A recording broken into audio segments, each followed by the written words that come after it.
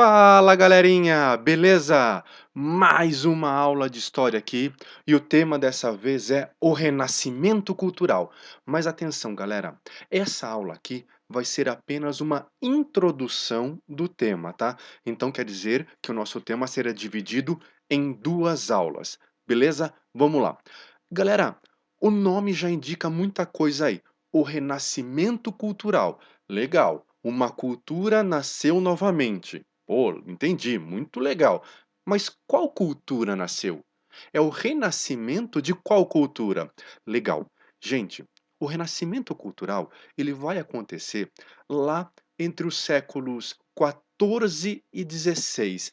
É claro que tem livros, que tem historiadores que colocam isso mais para frente, mais para trás, tá? Mas vamos trabalhar mais ou menos com essa data.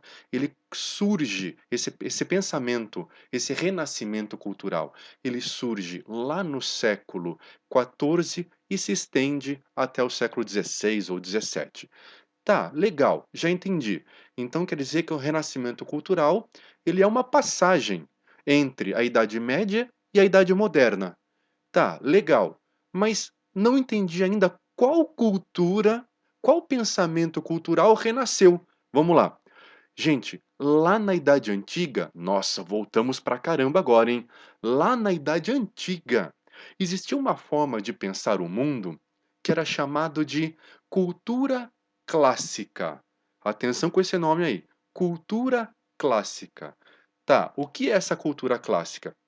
A cultura clássica era um pensamento próprio dos gregos e dos romanos lá na Idade Antiga. Já entendemos quando? Idade Antiga. E já entendemos quem? Gregos e romanos. Mas eu ainda não entendi o que é a cultura clássica. Gente, os gregos e romanos antigos valorizavam demais o pensamento crítico do ser humano. Ou seja, os gregos e romanos antigos, eles achavam o máximo o ser humano é sempre dar explicações, ou, pensar, ou pelo menos tentar dar explicações mais racionais. Então, olha a importância do ser humano. Os gregos e romanos acreditavam em deuses? Eles tinham seus deuses? Sim, claro, tá? Até antes do surgimento do cristianismo, eles eram politeístas, tá? Eles acreditavam em muitos deuses. Então, não é que os gregos e romanos não dessem bola para os seus deuses. É claro que eles tinham as suas religiões como algo muito importante. Entretanto, gregos e romanos da antiguidade nunca abandonaram o pensamento de que o ser humano era algo mais importante que tinha. O ser humano era capaz de decifrar as leis da natureza. O ser humano era capaz de raciocinar, tá? Então, existiam os mistérios religiosos? Claro, claro que existiam. Entretanto, o ser humano teria capacidade de desvendá-los. Ou então, aquelas leis mais naturais, porque chove, porque a planta cresce, porque as coisas caem para baixo, tá? Por que o planeta está desta forma? Por que o Sol é desta forma? Tudo isso poderia ser explicado de uma forma racional.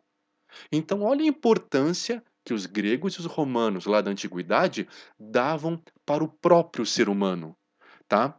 Então, de novo, a religião era importante? Claro que era importante. Entretanto, esses gregos e romanos antigos, eles davam muita atenção para tudo que era próprio do ser humano, tá? Então, por exemplo, as pinturas, elas vão muito retratar muito o cotidiano do ser humano, tá? Quando um grego, quando um romano ia fazer uma escultura, gente, era uma escultura de um corpo humano, tá? Não era algo parecido.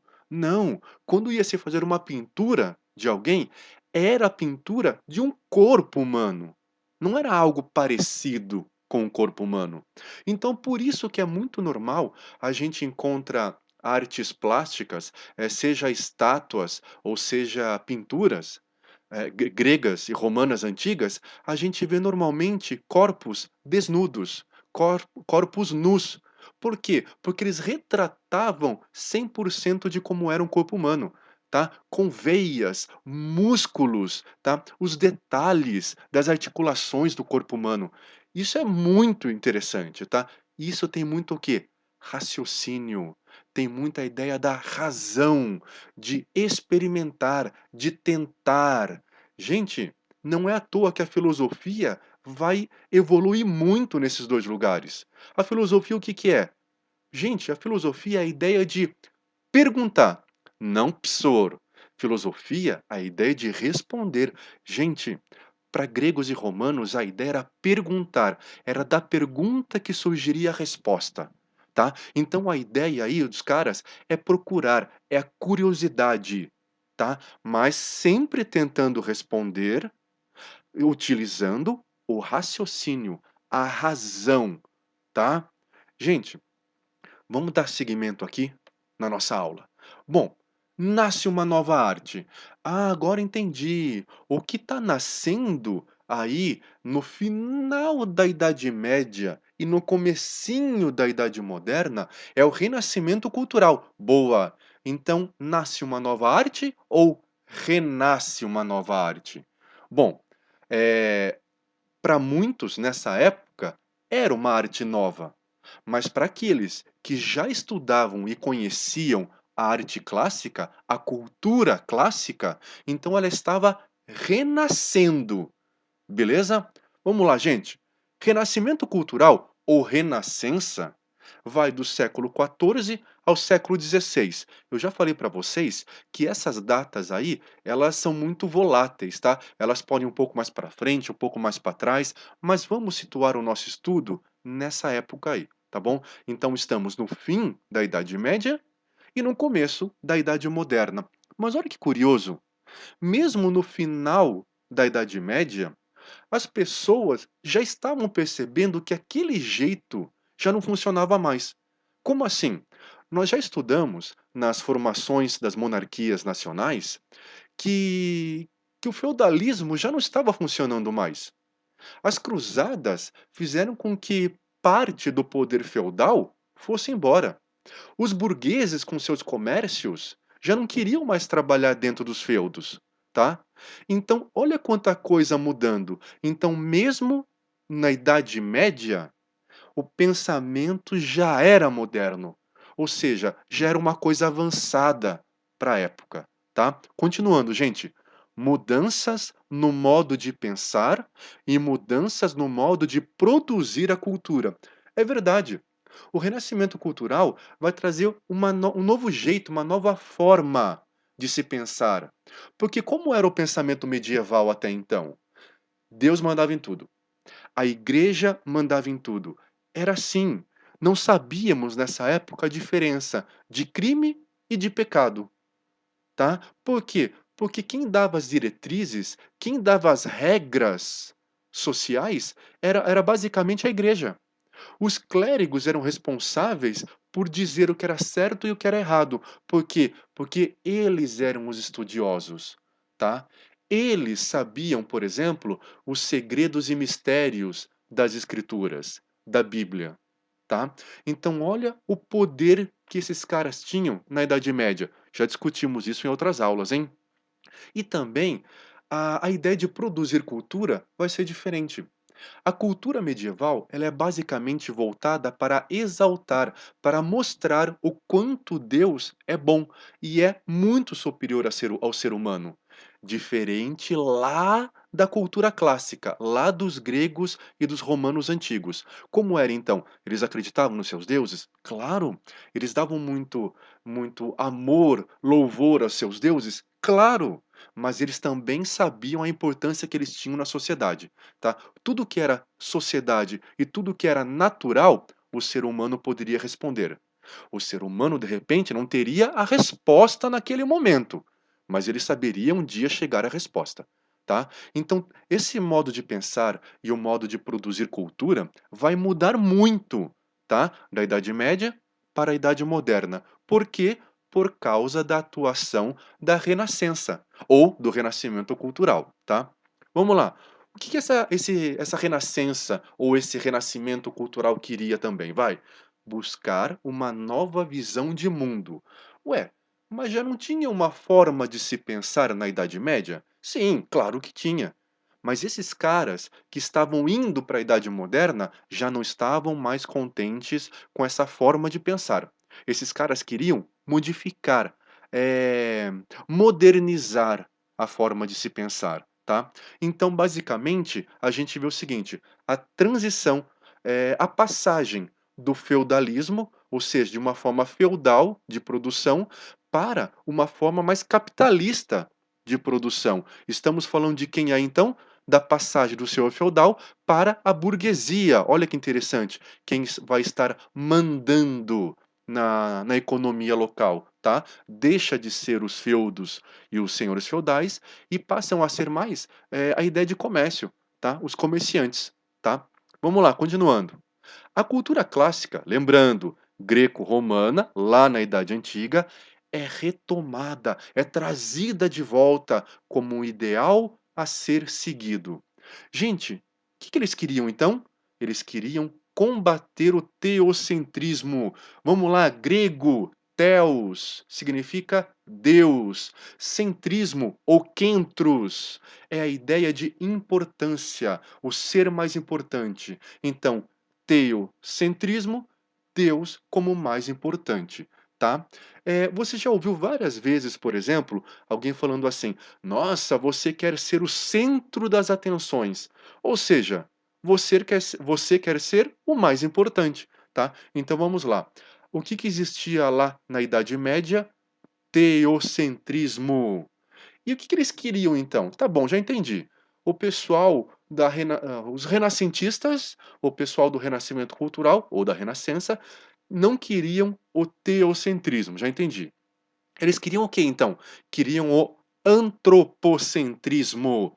Antropo, ser humano. Centrismo, o mais importante. Então eles queriam retransformar, ou melhor, queriam transformar de teocentrismo para antropocentrismo. Deus não ser mais o centro das atenções, e sim o ser humano centro das atenções.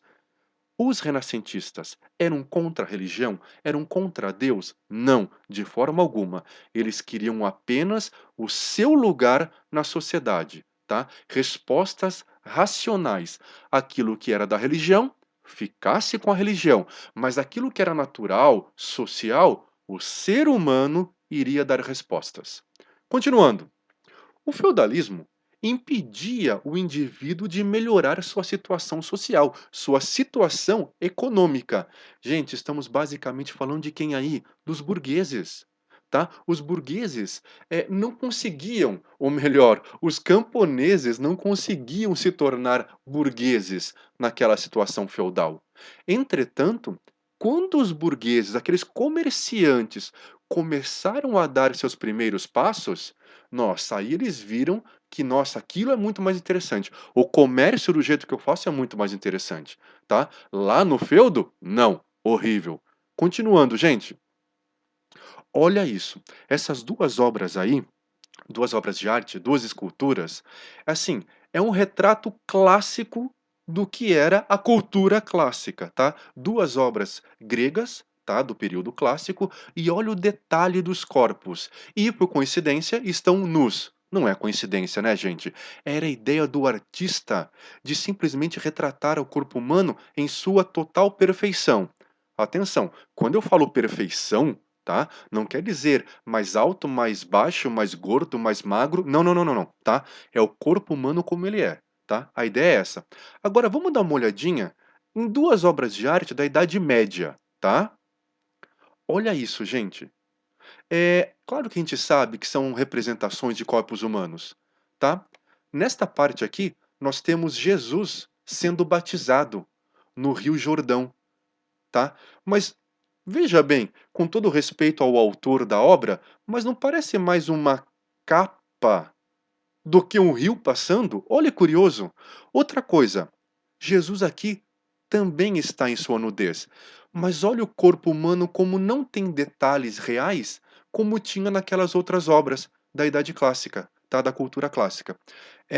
E aqui também, vejam bem que estranha essa mesa, esse púlpito, onde está apoiado esse livro? Meu, parece que esse ser aqui, se ele soltar, o livro cai.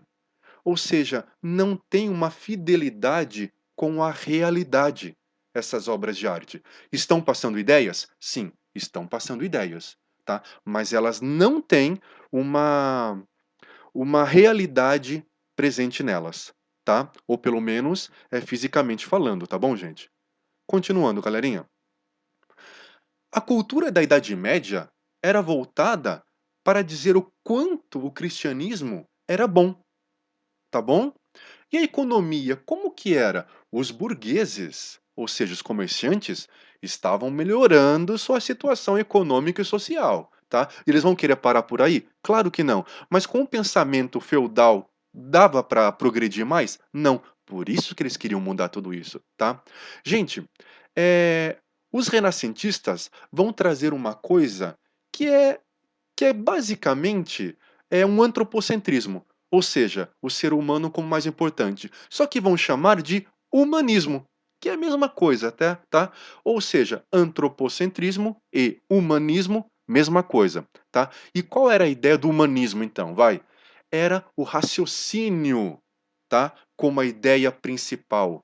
Outra coisa, individualismo, ou seja, o ser humano, o indivíduo, ele é capaz de ter uma posição crítica frente aos acontecimentos. Por quê? Choveu. Ah, chove porque ele pode dar a resposta. Claro, se ele estudar, é uma coisa de raciocínio, tá? E não simplesmente choveu porque Deus quer, tá? Olha, eles estão mudando.